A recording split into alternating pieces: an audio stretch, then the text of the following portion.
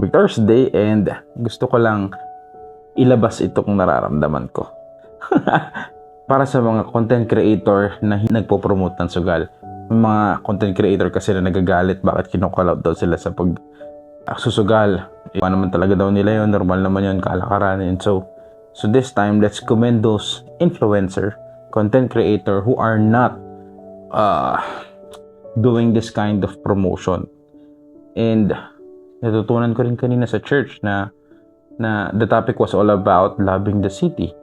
And for those people who pursue integrity, pursue a righteous path, kahit sobrang hirap, mas pinipili nilang lumakad sa tamang landas ay paraan na yun para tumulong ka ng maayos sa mga kapatid mo. Kasi we're all connected and lalo na tayo no? Lalo na sa mga content creator, influencer na yung mga nanonood sa atin parang kapatid natin, parang malalapit na sa atin kasi mahal nila tayo, naglalaan sila ng oras sa atin. So we don't want them to do something that is first is illegal, pangalawa is immoral. So that's why sa mga hindi nagpo-promote at pinili na mag-focus lang sa niche nila, sa ginagawa nila, kung saan sila sanay, and mas pinili nila na mag-say no kahit napakahirap.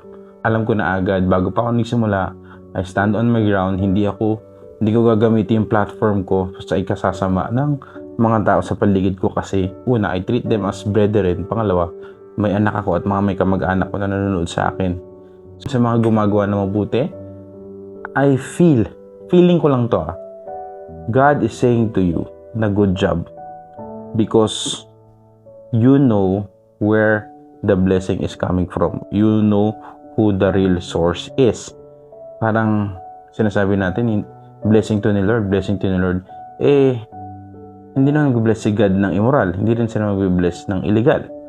So, if you're not doing it, you're waiting on the Lord. Iba yung kapag si God yung nag-bless sa'yo. Iba yun kapag si God ang pinaghintay ka niya. Alam mo yun, I'm in the season na yung pinagpe-pray ko ng buong pandemic, ngayon ko lang na-harvest. May maraming opportunity na nag-say no ako kasi hindi align sa values ko at hindi yun yung pinag-pray ko. So I stick to what I'm praying for. And now, grace ni God to.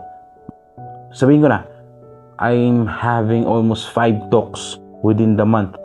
And covered lahat. Okay yung pay. And nare-realize ko yung wait on the Lord.